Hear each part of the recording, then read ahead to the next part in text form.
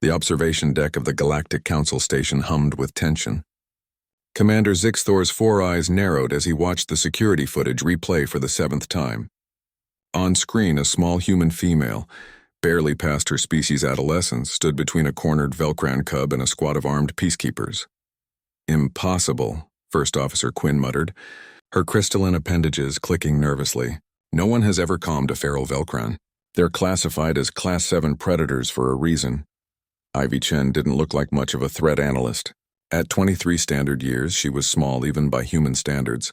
Her dark hair pulled back in what humans called a ponytail, her frame barely reaching the shoulder joints of most galactic species. But when the Velcran cub, a creature capable of tearing through reinforced steel with its claws, had backed itself into the station's cargo bay, it was Ivy who had walked in unarmed. The footage showed her approach, slow and deliberate. The cub, no larger than a human child but infinitely more dangerous, had its dorsal spines fully extended, venom dripping from its retractable fangs. Its 6 legs were coiled, ready to spring. 3 security officers lay unconscious nearby, their armor shredded like paper. "Get back," Captain Morvex had shouted from the safety of the corridor. "That thing will kill you!" Ivy had glanced back, her expression unreadable. "His name is Oscar," she'd said quietly. "And no, he won't."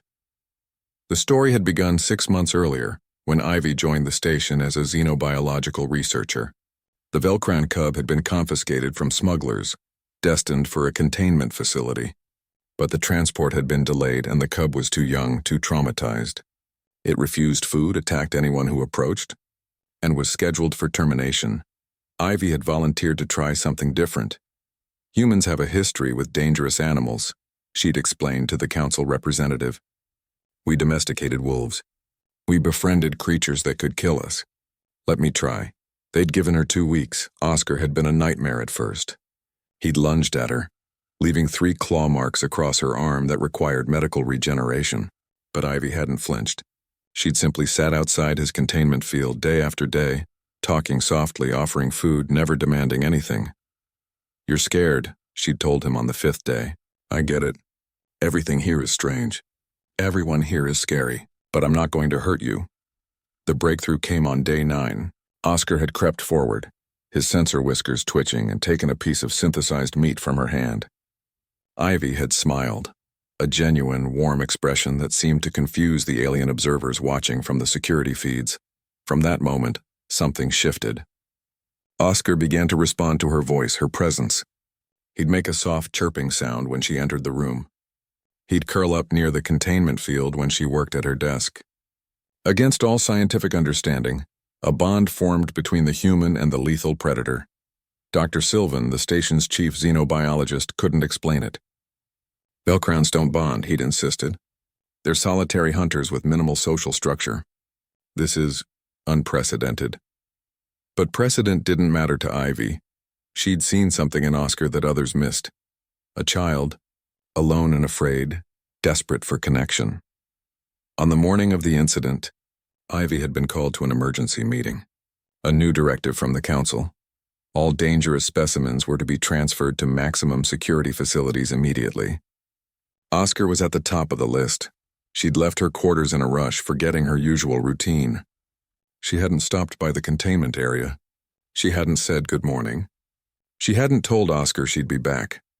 When the transport team arrived, Oscar had been agitated, aggressive.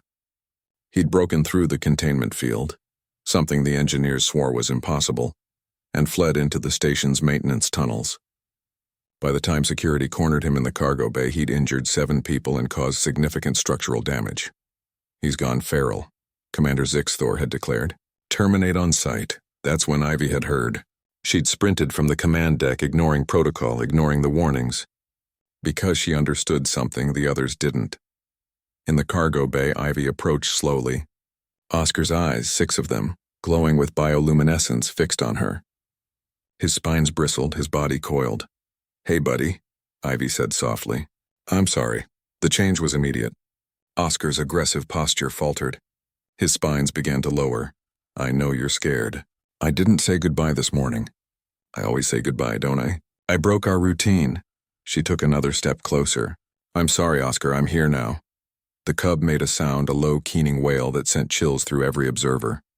It was a sound of distress, of loneliness, of fear. And then, impossibly, tears began to stream from Oscar's primary eyes. Velkrans didn't cry. They couldn't. It was biologically impossible, yet there he was, a lethal predator reduced to a frightened child, weeping because the only person who cared about him had disappeared without explanation. Ivy crossed the final distance and knelt down. Oscar collapsed against her, his massive head pressing into her chest, his dangerous claws carefully retracted. She wrapped her arms around him, her own tears falling into his dark fur. "It's okay," she whispered. "I've got you. I'm not leaving. I promise." In the observation deck, Commander Zixthor stared at the live feed in silence. Beside him, Dr. Sylvan was frantically scanning his datapad. "The tears," Sylvan muttered. "It's an evolutionary response triggered by social bonding hormones. But Velkrans don't produce these hormones unless—" He looked up, his expression stunned. "Unless they formed a pack bond." "With a human," Quinn added, her voice barely a whisper. Zixthor's translator picked up what he muttered in his native tongue, something that roughly translated to, "These humans, they'll befriend anything." The council eventually ruled in Ivy's favor. Oscar was granted special status as a research subject under her direct care.